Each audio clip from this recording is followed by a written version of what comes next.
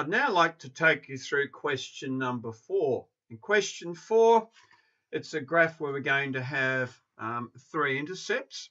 So what I'll do first up, I'll factorise the x squared minus 4, difference of 2 squares. The y-intercept is going to be 0 at the origin. The x-intercepts, you can see there's 3, 0, 2, negative 2.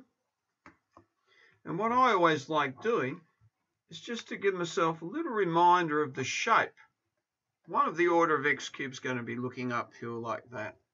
Obviously, I'll have to do some little humps here. To sketch the graph with 3 intercepts, it's going to take that kind of format. 0, negative 2, and 2.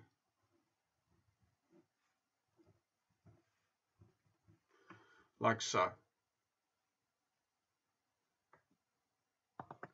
In question 5a, we're going to have a graph that's going to have a turning point, one that sits on the axis in a single cutting 0. So probably looking a little like that.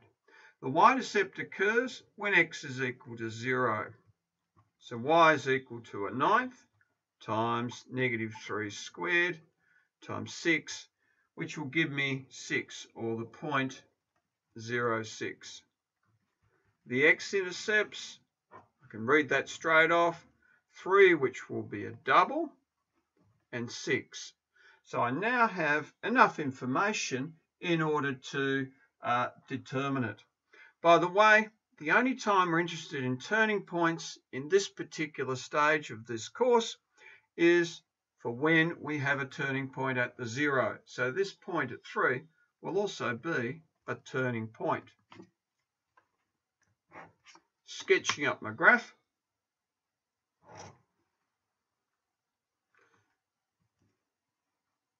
Negative 6, 6, and 3. I'll have that double at 3.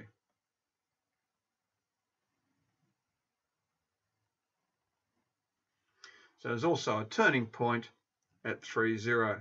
Please notice it is not in our work until we get to the calculus unit to fiddle around with finding turning points.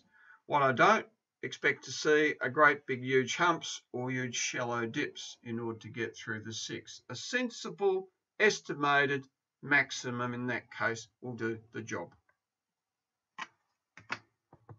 In 5b, we've got a shape coming down from the negative positive type area, hitting the graph will be a double, and then slicing it once. So it's one of these graphs with a double intercept, or a turning point, and a single one.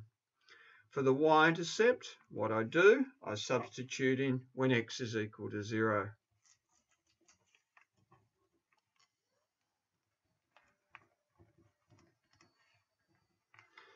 And in this instance, it's going to give me 8 or 0, 8. The x-intercepts, I read straight off the function when x is equal to 1 and x is equal to minus 2, which will be a double, and a turning point will be the order of the day there.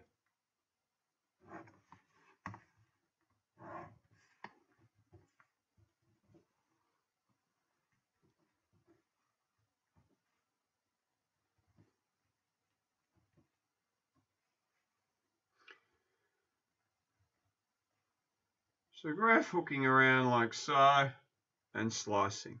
As to where the turning point is a matter not for us at the moment.